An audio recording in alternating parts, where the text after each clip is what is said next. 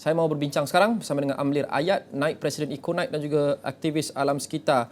Amlir, setelah tadi dalam sidang media awal oleh Exco Infrastruktur dan Pertanian Negeri Selangor Izham Hashim, beliau ditanya mengenai sebarang pembinaan yang berlaku di kawasan Cerun ini, adakah ia melalui semua proses kelulusan dan kajian dan sebagainya untuk memastikan kawasan itu selamat untuk dibina, baik bangunan maupun jalan raya seperti dalam kes ini, dan beliau mengatakan ya, semuanya sudah dilakukan pada ketika itu dan pembinaan mendapat kelulusan dan dilakukan dalam keadaan selamat dan kawasan itu sudah pun disahkan selamat. Tapi adakah kita tahu sama ada kriteria yang dinilai itu mengambil kira situasi yang mungkin luar biasa yang mungkin berlaku di masa hadapan? Dalam kes ini, jumlah taburan hujan yang mungkin turun luar biasa banyak. Adakah itu diambil kira, Amlir? Terima kasih Lokman dan juga Awani, dan mula-mula saya ingin merakamkan ucapan takziah kepada keluarga-keluarga mangsa-mangsa yang terkorban lah, dan saya harap urusan akan dipermudahkan bagi pihak-pihak yang mencari dan menyelamatkan mangsa, insya-Allah ya. Okey, berkenaan dengan kenyataan tadi, saya dengar memang kelulusan telah diperolehi, tetapi di mana yang Luqman sebut tadi, mungkin ada faktor-faktor lain yang kita tidak ambil kira dalam kelulusan tersebut. Malah bukan saja dalam kelulusan, malah juga dalam pengetahuan kita berkenaan dengan geoteknologi. Geotek ni kadang-kadang perkara ni kita tak nampak. Ya, kadang-kadang kita ingat kita dah tahu semua, kita tahu 100 faktor, rupa-rupanya mungkin ada 200, 300 faktor lain. Hujan pun saya dengar tadi dia kata tidak begitu lebat. Namun begitu kita harus ingat bahawa hujan ni kadang-kadang dia walaupun tak lebat, tetapi mungkin kesan dalamannya yang kita tak dapat lihat, itulah yang akan memberi kesan yang besar kepada orang ramai. Perkara ini telah berlaku banyak kali sebelum ini. Sewaktu kering pun hujan tanah boleh runtuh disebabkan ada terdapatnya air di dalam kawasan tanah. Khususnya seperti yang disebutkan tadi di kawasan kaki ataupun bukit tersebut. Jadi faktor ini mungkin merupakan salah satu faktor utama kenapa tragedi ini berlaku. Ya, dan mungkin juga saya dapat beberapa gambar tadi daripada kawan-kawan saya. Salah satu gambarnya ialah dia ambil gambar daripada kawasan atas. Jadi mungkin orang di bawah tak nampak. Ya, kawasan atas terdapat satu, walaupun terdapat banyak pokok, tetapi ada kawasan yang terdedah. Memang terdedah, tidak ada pokok langsung. Mungkin itu merupakan satu faktor juga. Selain daripada itu, kecerunan yang agak tinggi, walaupun berada di kawasan yang jauh, tapi mungkin ia memberi kesan kepada keadaan tersebut. Saya juga terima satu gambar di mana terdapat satu pemotongan tanah yang agak tegak, ya, yang tidak bercerun, yang nampaknya memang bahaya dan tidak sesuai untuk dilakukan berhampiran dengan kawasan-kawasan manusia, pertempatan manusia. Jadi mungkin ini adalah beberapa faktor yang mungkin menyebabkan tragedi tersebut. Jadi saya tidak mahu buat spekulasi ataupun sebarang teori setakat ini. Namun apa yang kita lihat, memanglah kawasan ini bagi saya bila terdapatnya kawasan cerun berhampiran dengan kawasan-kawasan pelancongan ataupun kawasan-kawasan manusia, memang ada risiko. Sama ada lambat atau cepat, sedikit atau banyak saja. Ya, Muhammad. Adakah kita boleh jangkakan mungkin cabaran yang lebih besar menanti mereka melakukan operasi mencari dan menyelamat di sini kerana muka buminya? Kita seperti yang kita sudah kongsikan seperti tadi, ini adalah dalam sekutuan, bak kata orang jalan dalam. Dan dia adalah kawasan yang melibatkan banyak cerun dan bukit-bukit, dan jalan itu seringkali hanya mempunyai 2 lane sahaja, 1 lane untuk sehala. Dan difahamkan selalunya dalam kes-kes mencari dan menyelamat ini kita perlukan banyak kenderaan yang lebih besar, ambulans, lori, jentera dan sebagainya. Adakah mereka mungkin mendepan sedikit cabaran untuk menyelesaikan proses itu dengan cepat dan juga efisien, ekoran mungkin cabaran dan kesusahan untuk membawa naik semua peralatan dan kenderaan yang diperlukan? Dari sudut cabaran logistik itu saya rasa memang ada, ya. Tapi kalau kita nak sebut daripada sudut cabaran gangguan ataupun bencana-bencana selepas ini di kawasan tersebut, mungkin ada juga. Jadi kita perlu berhati-hati kerana telah berlaku sebelum ini kejadian di tempat lain di mana apabila suatu bencana berlaku dan setelah bencana itu berlaku, ada bencana yang mungkin kecil, kita panggil minor disasters, yang berlaku selepas itu. Jadi mungkin ini boleh berlaku, dan saya harap semua pihak-pihak yang terlibat dalam pengurusan tragedi ini berhati-hati dan melihat kepada kemungkinan-kemungkinan tersebut supaya tidak berlaku tragedi yang sama. Jadi perkara ini baik tanah runtuh ataupun banjir ataupun gempa bumi, follow up-nya, susulannya, bencana susulan itu mungkin akan berlaku. Dan memangnya lah kesukaran dari sudut logistik ini dan juga pengurusan aspek-aspek pengurusan lain memang akan ada lah. Ya. Kita sudah tentu tidak mahu menimbulkan kerisauan orang ramai atau menakut-nakutkan orang ramai, tapi perlu untuk kita bersedia melihat kepada apa yang sudah berlaku. Perlu untuk kita bersedia di kawasan-kawasan yang lain yang serupa dengan ini, Amlir, ya, melihat keadaan cuaca yang agak tidak menentu sekarang di kebanyakan kawasan, hampir semua kawasan di Malaysia. Bagaimana Amlir melihat risiko bencana berlaku di kawasan-kawasan pelancongan sekarang ini dalam musim hujan ini selepas berlakunya insiden ini, khasnya kawasan-kawasan yang berlaku yang terletak di kawasan-kawasan tanah tinggi ataupun di kawasan cerun? Okey, ya Lokman, tadi sebenarnya isu ni saya bincangkan dengan kawan saya sebentar tadi, beberapa jam tadi, bagaimana dengan kawasan-kawasan lain. Saya perhatikan memang terdapat secara relatifnya banyak kawasan-kawasan lain seperti di Perak, malah di Selangor yang mungkin menghadapi risiko seperti ini. Dan saya harap isu-isu ini ataupun aspek-aspek ini dapat diberi perhatian supaya kejadian yang sama tidak berulang kembali.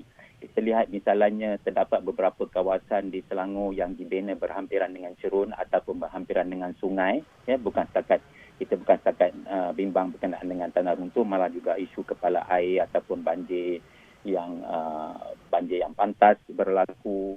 Jadi perkara-perkara ini perlu diberi perhatian dan mungkin juga kita perlu review ataupun melihat kembali garis-garis panduan pembinaan kawasan-kawasan pelancongan ataupun kawasan-kawasan perumahan ataupun garis panduan untuk pembangunan kawasan-kawasan yang bercerun. Saya lihat tadi ada kawasan di kawasan tragedi tadi yang saya tengok cerunnya melebihi 45%, ya.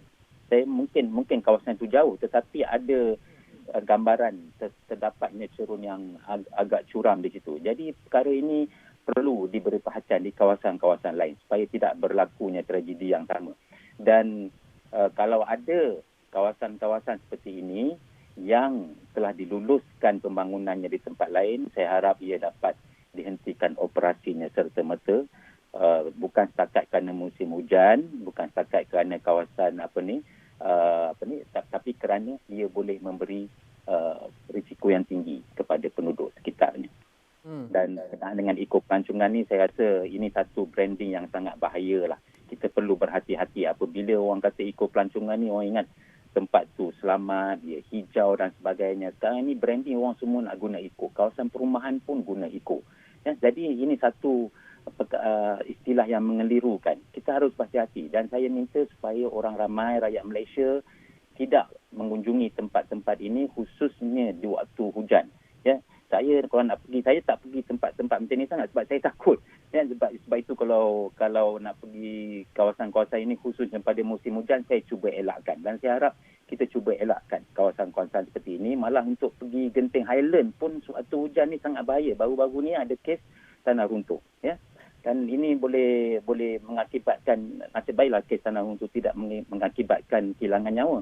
Tapi kalau berlakunya tragedi seperti ini di kawasan-kawasan pelancongan yang ramai orang datang kerana tarikannya yang sangat tinggi, pemandangan yang cantik, maka ia boleh menjadi satu tragedi negara yang besar. Ya. Kita masih lagi mendapat pencerahan secara spesifik Saudara Amlir berkenaan dengan keadaan penuh dan spesifik kawasan yang berlaku tragedi ini. Apa yang kita tahu daripada Menteri Kerja Raya seperti tadi, Datuk Seri Alexander Nantarlinggi, dikatakan bahawa ketinggiannya adalah 70 meter. Kawasan ini seperti yang kita lihat berdasarkan cerapan kita melalui Google Maps di sini, kita dapat lihat kawasan itu dikelilingi oleh cerun, kawasan hutan dan jalan yang agak sempit di sini ialah kawasan yang berbukit dan dikatakan kawasan ini mempunyai ketinggian 70 meter di mana berlaku tanah runtuh itu. Kalau kita lihat dan cerap juga berdasarkan data topografi, kita dapat lihat kawasan yang dikatakan berlaku, kawasan berhampiran ini, ada kawasan-kawasan sekitar yang mempunyai ketinggian 600 meter di sini, 800 meter di sini 700 dan juga 600 meter. Jadi kita dapat gambaran secara purata dan secara kasarnya ketinggian di kawasan ini, termasuk 900 meter di sini. Kita dapat lihat ini adalah ketinggian purata yang berada di sekeliling lokasi kejadian. Amlir, adakah terlampau dramatik untuk kita mempertimbangkan penutupan semua kawasan ekopelancongan yang berada di kawasan-kawasan yang ditafsirkan sebagai berisiko ni, kawasan yang berada di tanah tinggi sehingga selesai, tamat musim hujan? Okey, ini satu isu yang seorang cuba emas ni ya. Tapi kalau kita lihat, kita ambil contoh yang lain ya. Misalnya pulau-pulau. Pulau-pulau di Malaysia ni, pulau-pulau peranginan di Malaysia ini, apabila tiba musim tengkujuh, mereka tidak boleh beroperasi dan tidak ada bot-bot yang akan ke sana untuk bawa pelancong kerana dikhawatiri mendatangkan bahaya ataupun risiko yang besar kepada pelancong-pelancong. Jadi, saya rasa untuk kawasan-kawasan seperti ini juga perlu ada satu garis panduan yang perlu diperbincangkan terlebih dahulu bagaimana untuk kita memastikan bahawa kita boleh meningkatkan lagi potensi keselamatan dan mengurang ataupun meminimalkan lagi risiko bagi bukan sahaja para pelancong, malah juga bagi mereka yang beroperasi di situ, bagi mengurangkan risiko kepada bencana yang akan merosakkan infrastruktur di kawasan tersebut. Jadi ini satu isu yang sangat penting kerana kita telah melihat beberapa kejadian ini berlaku dan kita tidak mahu lagi kejadian ini berlaku. Walaupun memang mungkin ada yang kata mungkin ini adalah satu sumber ekonomi yang sangat penting bagi bagi mereka, tapi kita perlu lihat bahawa ia juga melibatkan isu keselamatan dan juga nyawa yang tidak ternilai harganya. Jadi saya harap pihak-pihak agensi-agensi kerajaan ataupun institusi-institusi yang relevan akan melihat kembali syarat-syarat kelulusan dan pembangunan kawasan-kawasan seperti ini untuk tujuan-tujuan pelancongan. Ya, jadi ia merupakan satu isu yang memang saya dah fikir lama sebenarnya. Cuma kadang-kadang kita bila ada bencana seperti ini barulah saya rasa sesuai untuk bercakap. Tapi itulah, memanglah kita perlu untuk melihat kembali syarat-syarat ataupun terms and conditions bagi pembangunan-pembangunan di kawasan ini. Mungkin ada beberapa perkara yang kita terlepas sebelum ini. Kita perlu menjemput berbagai pihak termasuk masyarakat tempatan. Masyarakat tempatan ni kadang-kadang ilmunya banyak berkenaan dengan persekitaran. Jadi kita perlu mendapat input ataupun sumbangan daripada mereka untuk kita memantapkan lagi proses kelulusan ataupun proses kelulusan pembangunan ataupun pelancongan di tempat-tempat seumpama ini. Baik, apa yang kita bincang dalam Boleh Cerap ini di sini agak terhad, Amlir ya. Apapun kita perlu dapatkan gambaran yang lebih menyeluruh dan lebih terkini daripada lapangan. Dan untuk itu saya difahamkan Afizi Azaman, wartawan kami yang berada di lokasi ada kemas kini terbaru. Afizi, adakah boleh dengar saya di sana? Difahamkan mungkin connection sedikit kurang memuaskan di sana, tetapi apa yang boleh dikongsikan yang terkini dari lokasi kejadian? Okey, yang terkini daripada lokasi kejadian Lokman adalah anggota pertambahan sangat signifikan. Kalau tadi pagi dikabarkan 3 jam pukul 10 ada hanya 400 anggota sebagai agensi 28 anggota daripada 27 agensi kerajaan digerakkan ke sini untuk menjalinkan kerjasama dalam memastikan ataupun cubaan menyelamatkan mangsa-mangsa yang masih lagi tertimbus. Dan setakat ini ada beberapa sidang media yang penting juga telah pun diberikan oleh beberapa menteri yang hadir. Dan yang terbaru tadi Timbalan Menteri Nik Nazmi juga kelihatan baru saja tiba sekitar jam 2.30 petang tadi. Tapi untuk pertamanya adalah yang paling penting adalah mengenai angka korban. Angka korban yang baru saja dikemaskini oleh Menteri Pembangunan Kerajaan Tempatan KPKT Ngah Komeng telah pun jelaskan dan juga sahkan bahawa ada 16 mangsa yang telah pun terkorban setakat ini, termasuk seorang kanak-kanak lelaki berusia 5 tahun. Ini setakat jam 1 petang. Dan kata Ngah Komeng lagi, ada 17 mangsa yang masih lagi dikuatiri tertimbus dan 61 orang yang telah pun diselamatkan. Dan fokus sekarang ni adalah untuk memastikan ataupun mencari dan juga mengesan saki-baki mangsa yang masih lagi terperangkap. Dan kata Ngah Komeng lagi, ini adalah waktu-waktu yang cukup crucial, cukup penting untuk digerakkan segala kekuatan yang ada untuk mencari mereka.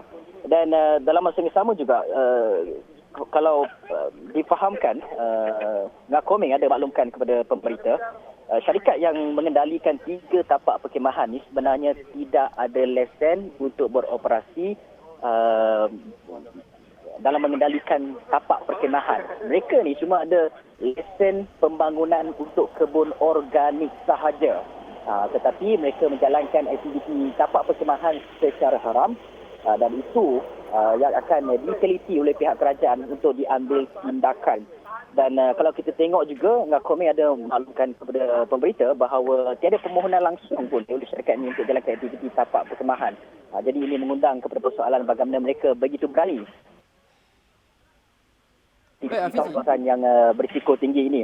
Dan dalam masa yang sama juga, Ngakoming telah maklumkan bahawa beliau telah pun keluarkan arahan serta-merta berkuat kuasa hari ini daripada pagi tadi untuk tutup ke semua pusat rekreasi yang melibatkan tapak-tapak perkhemahan di air terjun, di tepi sungai, di lereng bukit dan sebagainya. Ada 155 PBT di seluruh negara. Dan yang paling pentingnya adalah semua PBT telah terima arahan tersebut untuk tutup selama 7 hari sampailah kerajaan bagi tahu arahan yang terbaru. Sebab apa? Sebab berdasarkan Jabatan Meteorologi Malaysia telah mengeluarkan amaran bahawa luruan pertama yang mengundang kepada hujan lebat, ribut petir, angin kencang dan sebagainya baru saja berlaku. Dan bermula esok ni penting sebab luruan kedua akan bermula yang membawa kepada angin kencang, ribut petir, hujan lebat dan sebagainya. Ini penting sebab itu tempoh difahamkan luruan kedua ni dalam tempoh 5 hari. Jadi arahan dikeluarkan untuk tutup semua pusat-pusat rekreasi tapak perkhemahan ini adalah selama 7 hari sebagai langkah berjaga-jaga untuk tidak menyelakkan kejadian yang sama berlaku. Dan ini yang perlu kita saksikan. Dan dalam masa kita ingatkan bahawa ada laporan juga dikeluarkan oleh pihak berkuasa menyatakan bahawa jumlah runtuhan tanah ni amat besar. Ada lebih kurang dalam 500,000 tan tanah yang runtuh. Dan mengundang kepada persoalannya adalah bagaimana tanah ini sedangkan jika dilihat pada di sebelah tanah runtuh itu tiada sebarang keretakan, tiada sebarang hakisan, tiada sebarang kerosakan ataupun rekahan yang berlaku di sekitar jalan raya. Tapi bagaimana kejadian itu boleh berlaku? Dan hujan juga dikatakan hanya pada ketika gerimis saja. Dan itu pun dalam sekejap dan tidak memakan masa yang lama. Dan hujan lebat mungkin dalam tempoh 2 hari, 3 hari lepas. Jadi dalam masa yang sama perlu dinilai banyak perkara di sini dan kita juga difahamkan segala aspek digerakkan, anjing K9, drone dilakukan bersama di antara JPPM dan ATM untuk membuat pemetaan khusus untuk melihat secara perinci dan juga penilaian kejadian tanah runtuh tersebut. Dan kita difahamkan juga pihak berkuasa menyatakan bahawa tiada sebarang aliran sungai, aliran air yang dapat dikesan, hanya pada bahagian sebelah bawah tanah runtuh itu saja yang ada sedikit air katanya.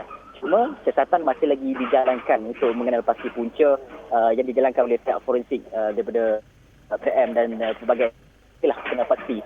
Punca kejadian itu memang memakan masa untuk kita kenal pasti dan sebagainya. Tindakan kepada syarikat juga akan memakan masa, tapi apa yang penting menyelamatkan 17 lagi mangsa yang masih lagi terperangkap di bawah runtuhan.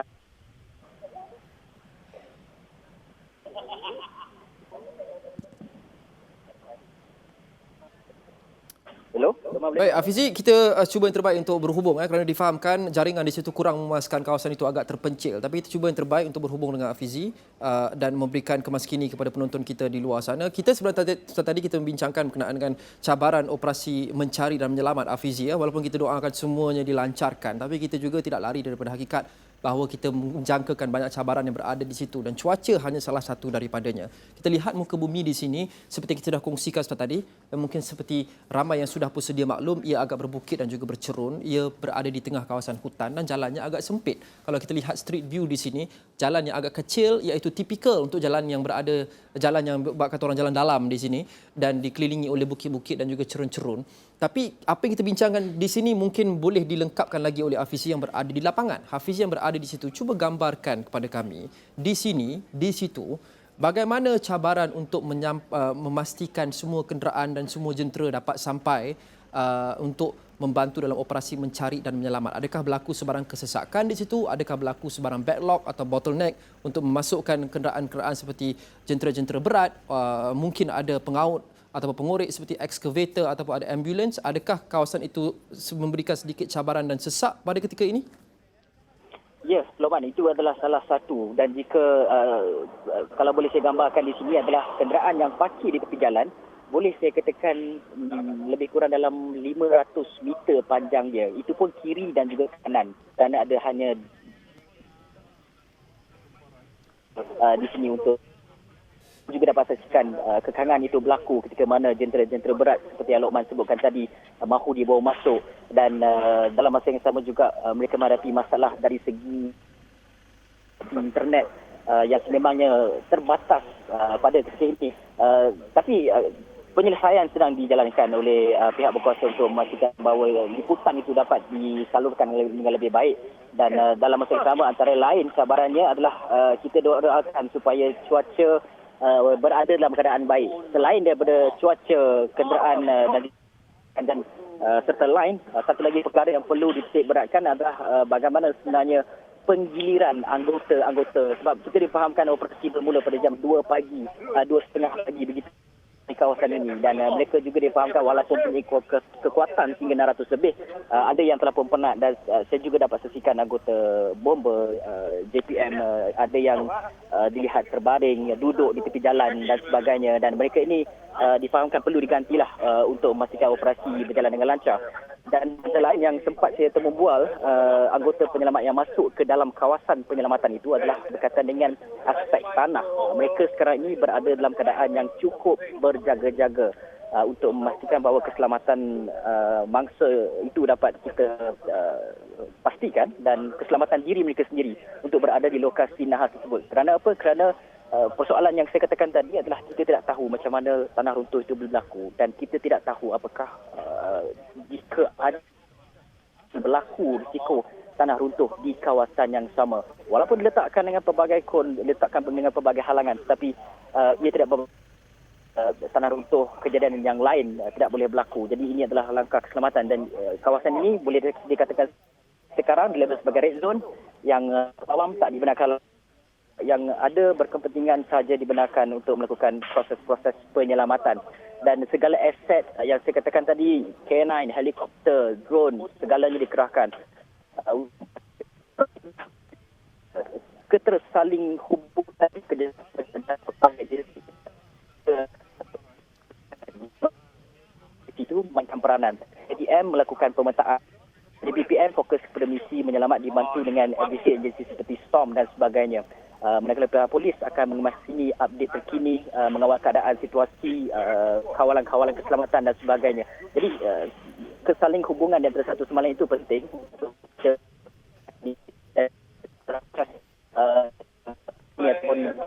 ini dukung pada ketika ini.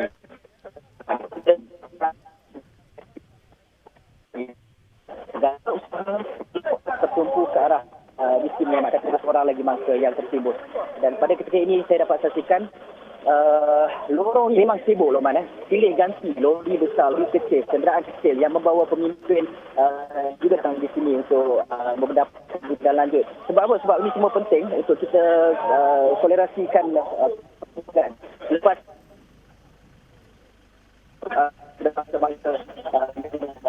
ataupun keluarga mangsa yang menghadapi bencana ini. Semua itu sedang diselaraskan oleh pihak kerajaan. Dan yang paling penting adalah Datuk Seri Ibrahim, Perdana Menteri Malaysia, dijangka akan tiba di lokasi ini, kejadian ini, jam lepas Isyak untuk mendapat maklum balas berkaitan dengan perkara tersebut. Dan kita juga difahamkan PM sangat prihatin dengan kejadian bencana yang menimpa, dan itu adalah antara maklumat yang boleh saya sampaikan daripada Ground Zero ni, Lokman. Baik. Afizi, satu soalan terakhir dari saya, dan jika talian terputus kita akan kembali ke Afizi dari semasa ke semasa selepas ini. Tapi kita cuba dahulu. Afizi, ada dapat sebarang pengesahan daripada agensi atau operasi pasukan mencari dan menyelamat di sana, sama ada mereka tetap akan teruskan operasi SAR sekiranya cuaca menjadi lebih buruk petang dan juga malam ini termasuk hujan lebat, atau ada possibility kemungkinan mungkin mereka akan hentikan, tangguhkan dulu operasi SAR?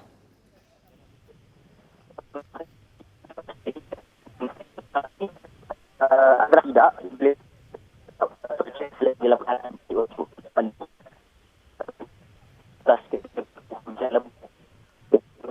tapi penilaian kepada komen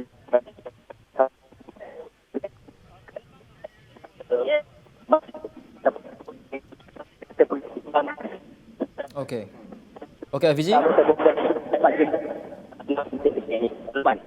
Okey Hafizi, talian kurang memuaskan. Kita akan terus kembali bersama dengan Hafizi dan juga semua wartawan kami yang berada di lokasi-lokasi yang berkaitan dari semasa ke semasa. Maafkan kami kerana kawasan itu mempunyai jaringan dan kualiti connection yang agak mencabar setakat ini, tapi kami terus mencuba yang terbaik untuk membawakan yang terkini kepada anda. Saya mau kembali bersama dengan Amlir Ayat yang bersedia di talian sejak sebentar tadi. Amlir, mungkin Amlir ada terdengar wartawan kami bercakap sebentar tadi. Pihak berkuasa mengesahkan ada operator-operator di situ yang tidak ada lesen. Ini bukan perkara baru yang kita dengar. Kita sering dengar apabila terjadi sahaja bencana, kemudian pemeriksaan dan penelitian dilakukan, baru kita dapat tahu bahawa mereka tidak ada lesen atau tidak ada lesen yang berkaitan atau bersesuaian dengan model perniagaan mereka atau jenis perniagaan mereka. Apa langkah proaktif yang kita boleh lakukan bergerak ke hadapan Amlir? Kerana ini nampaknya seperti kisah yang berulang-ulang kali berlaku dan kita perlu tragedi berlaku terlebih dahulu baru kita akan tengok dan dapat tahu, dedahkan bahawa lesen tiada. Dan banyak lagi mungkin operator di luar sana yang berada dalam keadaan yang sama. Mereka beroperasi sama ada dengan tiada lesen atau tiada lesen yang bersesuaian. Ya, Luqman. Saya rasa salah satu perkara yang ini berdasarkan perbincangan saya dengan beberapa pihak ataupun agensi penguatkuasa lah yang terlibat dalam penguatkuasaan pembangunan seumpama ini. Salah satu perkara yang memang perlu dilakukan ialah meneruskan pemantauan dan juga penguatkuasaan. Itu saja. Maknanya perlu ada sumber manusia yang cukup dan juga berkemahiran untuk menjalankan usaha-usaha penguatkuasaan. Namun begitu kita kadang-kadang berhadapan, saya memahami keadaan mereka menghadapi beberapa cabaran dalam penguatkuasaan ini, misalnya terdapatnya tindakan-tindakan agresif ataupun yang ganas kepada pegawai-pegawai ataupun agensi-agensi penguatkuasaan ini. Jadi ini satu perkara yang perlu diberi perhatian bagaimana untuk kita menghadapi isu-isu seumpama ini. Terdapat juga isu-isu penyelewengan kuasa yang perlu diberi perhatian tinggi kerana jika perkara ini berlaku, maka ia akan mengakibatkan tragedi yang tidak boleh kita sesali kemudian. Ya, sebab apa? Ini adalah kesalahan kita sendiri membenarkan sesuatu tindakan ataupun pembangunan berlaku tanpa mengikut prosedur-prosedur ataupun SOP yang tertentu. Jadi saya harap pihak-pihak penguatkuasaan dan juga khususnya di peringkat negeri dan juga kerajaan negeri khususnya untuk meninjau dan meneliti perkara ini supaya kita dapat lebih kita boleh ataupun berupaya untuk meningkatkan lagi keselamatan bagi rakyat kita. Jadi usaha pemantauan dan penguatkuasaan ini perlu dilaksanakan. Bukan sahaja di peringkat apabila telah berlakunya operasi, tapi sebelum operasi dalam peringkat kelulusan itu perlu dijalankan penelitian dan juga kajian yang khusus yang teliti berkenaan dengan setiap projek pembangunan yang akan dijalankan. Saya merhati perkara ini telah berlaku agak lama dan saya bimbang kadang-kadang apabila saya pergi melihat suatu resort ataupun kawasan pelancongan itu yang berhampiran dengan kawasan yang berisiko tinggi, saya tertanya-tanya apakah betul kelulusan ini telah diperolehi. Sebab melihatkan keadaan di situ kadang-kadang tak logik suatu projek seperti itu dijalankan. Bukan setakat kawasan ekopelancongan, malah kawasan-kawasan pembangunan yang lain juga. Sekarang ini berlaku di kawasan pelancongan ya, tapi kita juga menghadapi masalah yang sama di kawasan-kawasan perumahan ataupun kawasan-kawasan perindustrian. Jadi kalau perkara ini kita tidak teliti ataupun tidak ambil berat pada waktu ini dengan sesegeranya, maka kita akan menghadapi masalah yang besar di masa akan datang. Kita mahukan bahawa undang-undang yang sedia ada itu terlaksana dan sentiasa dikuatkuasakan untuk menjamin keselamatan rakyat.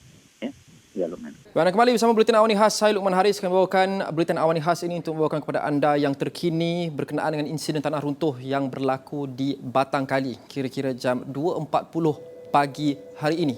Apa yang kita tahu setakat ini, kira-kira 16 atau 14 orang mangsa sudah pun disahkan terkorban. Ini berdasarkan tweet terkini, 16 orang mangsa disahkan meninggal dunia oleh Kementerian Pembangunan dan juga Kerajaan Tempatan. Ini setakat jam 1 tengah hari tadi. Jumlah mangsanya adalah 94 orang. Jumlah yang sudah pun diselamatkan adalah 61 orang. Jumlah yang meninggal dunia 16 orang dan 17 orang masih lagi belum ditemui. Sudah tentu operasi mencari dan menyelamat dimulakan sejak pagi tadi dan masih lagi berterusan. Dan kami akan terus melintas langsung bersama dengan semua wartawan kami yang berada di lokasi dan juga lokasi-lokasi lain yang berkaitan, termasuk di beberapa buah hospital yang dilaporkan mangsa maupun jenazah akan dibawa, termasuk Hospital Kuala Lumpur dan juga Hospital Selayar. Apa yang tertahu setakat ini berkenaan dengan insiden ini? Ia berlaku di Jalan Batangkali Gotong atau Jalan Batangkali Genting Highlands. Jalan yang mempunyai hanya 2 lane di sini dikelilingi oleh kawasan cerun dan hutan dan kawasan yang berbukit yang berlaku sekitar jam 2.44 pagi tadi. Ia kira-kira dilaporkan berlaku di kawasan ini di mana tanah runtuh telah pun berlaku, dilaporkan kerana hujan lebat yang berterusan, tapi itu masih lagi belum kita dapat pengesahan daripada agensi yang berkaitan dan juga daripada kerajaan. Katanya kemungkinan hujan lebat yang berterusan telah membuatkan kawasan tanah di situ menjadi lemah dan seterusnya runtuh dan menimpa kawasan perkhemahan yang berada kira-kira 100 meter daripada cerun tersebut. Dan dilaporkan juga kawasan jalan ini adalah cerun yang dilandaikan ataupun ditambak oleh manusia, man-made. Dan cerun yang ditambak oleh manusia ini yang bukan semula jadi, katanya sifatnya agak rapuh dan lemah apabila hujan turun dengan lebat dan juga banyak. Justru berlaku tanah runtuh dan menimpa tapak perkhemahan ini yang mempunyai 94 orang mangsa. Ini adalah memberikan sedikit gambaran kawasan yang berhampiran insiden kejadian. Kita lihat jalan kecil di sini dikelilingi oleh kawasan cerun dan bukit dan juga hutan yang agak sensitif dan juga terdedah kepada taburan hujan jika ia berlaku dengan berterusan dan juga banyak. Ini yang dimaksudkan. Cerun yang dilandaikan ini untuk membolehkan pembinaan jalan raya berlaku. Cerun sebegini, kata pakar, bersifat rapuh dan lemah sekiranya berlaku rainfall yang berterusan dan juga banyak dan mungkin menjadi faktor ataupun faktor utama mengapa insiden tanah runtuh ini berlaku. Kami masih lagi menunggu kemas kini daripada pihak berkuasa dan juga semua wartawan kami yang berada di lokasi. Tapi antara pengesahan yang kita terima setakat ini adalah semua aktiviti di tapak perkhemahan dan juga kawasan rekreasi air di sekitar Batangkali ini diarahkan dihenti serta-merta sehingga diberitahu kelak. Ini apa yang dikongsikan oleh Menteri Dalam Negeri Datuk Seri Saifuddin Nasution Ismail yang memberitahu perkara itu telah pun dimaklumkan kepada Ketua Polis Daerah Hulu Selangor. Cuma arahan total kita kepada pasukan keselamatan sebab itu autoriti OCPD daerah sudah percaya ini destinasi popular keliling ini kan, dan saya percaya masih kedapatan campsite yang begitu yang menerima pengunjung. Jadi biar kita buat blanket instruction begitu dulu sebagai langkah jaga-jaga. Tapi macam mana dengan aktiviti pergi ke air terjun dan sebagainya? Sebab ada juga yang tak pergi buka camp. Nah, saya fikir untuk kita fokus kawasan ini dulu, asal saja campsite atau aktiviti riadah yang mempunyai risiko yang seumpama ini. Runtuhan, tanah runtuh ya, kita pakai yang itu dulu. Baik, terdahulu laluan atau jalan yang menghubungkan lokasi insiden tanah runtuh di Batangkali ini memenuhi kriteria ketika dilaksanakan dalam proses pembinaan. Malah Exco Infrastruktur dan Pertanian Selangor Izham Hashim berkata pembinaan jalan di kawasan cerun itu juga selamat memandangkan ia cerun yang landai dan tidak perlu untuk memasang sistem penahanan beban. Jadi tak perlu sebab masa ketika jalan ini dibuat sebagainya, cerun dia itu memenuhi kriteria sebagai sebuah cerun yang selamat. Dia bukan curam dan sebagainya, tidak. Dia landai. Kita tengok tadi di tepi tu memang landai cantik. Jadi ini kesukaran yang kita hadapi di dalam bidang geotek ni. Dia macam Bukit Permai sama. Dia tak bagi signal. Dia tiba-tiba dia berlaku disebabkan failure yang kita kena buat forensik tu, yang forensik team ada di bawah tu untuk siasat, dan dia makan sedikit masa lah. Baik, saya mau kembali bersama dengan Amlir Ayat yang menyertai kami secara di talian telefon sekarang ini, aktivis alam sekitar dan juga naib Presiden Eco-Night. Amlir, kita juga ada kebimbangan satu, sama ada operasi mencari dan menyelamat ini mungkin berupaya dijejaskan atau dihentikan, ditangguhkan sekiranya cuaca tidak mengizinkan belah petang atau malam ini, yang dimaksudkan adalah hujan lebat. Tapi yang keduanya, adakah mungkin berlaku insiden-insiden susulan kerana kita lihat cuaca hujan lebat ini berterusan di hampir ke semua kawasan di seluruh Malaysia, khasnya di kawasan-kawasan seperti di Batang Kali yang bercerun ini. Adakah kita menjangkakan mungkin akan ada insiden-insiden susulan, dan berdasarkan sejarah kalau kita lihat berlaku kejadian serupa ini, adakah akan ada kejadian susulan? Terima kasih, Roman. Berdasarkan kepada pengetahuan saya lah, memang keadaan-keadaan seperti ini kadang-kadang ada insiden-insiden susulan. Sebab kita tak tahu apa yang berlaku. Mungkin dia belum habis lagi, mungkin dia hantar sikit dulu ataupun dia hantar banyak, yang kemudian itu mungkin sedikit ataupun mungkin banyak. Kita tak tahu. Sifat-sifat bumi ini kita masih belum banyak kita ketahui lagi, dan baru tadi pun kita mendengar daripada yang memberi kenyataan tadi itu, mereka masih lagi tertanya-tanya apakah yang menyebabkan insiden ini berlaku. Sebab kalau dilihat sebelum ini tidak ada tanda-tanda yang tanah runtuh akan berlaku, tetapi ia berlaku dengan magnitude yang sangat besar. Jadi tidak mustahil insiden yang sama ada dalam magnitude yang lebih besar ataupun lebih kecil akan berlaku selepas ini. Cuma kita tidak ada sebarang signal lah. Kita berharap supaya kita tidak akan menghadapinya. Sebab sekarang ini masih lagi ada pihak-pihak yang menjalankan operasi menyelamatkan mangsa.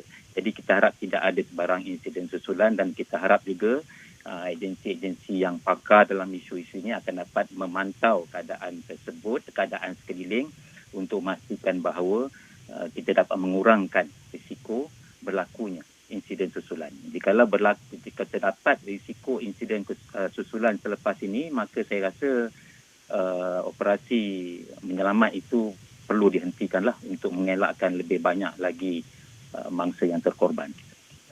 Baik, terima kasih Amlir Ayat, Naib Presiden Econaip dan juga aktivis alam sekitar, dan kami akan terus membawakan kepada anda dari semasa ke semasa. Sudah tentu kemas kini susulan insiden tanah runtuh di Batang Kali ini, khasnya angka mangsa yang berjaya diselamatkan di astroawani.com dan juga semua platform media sosial kami, dan sudah tentu di saluran 501 ini, termasuk koresponden kami dengan beberapa wartawan yang berada di lokasi. Kami menanti mereka bersedia dan kami akan terus melintas langsung sejurus mereka bersedia.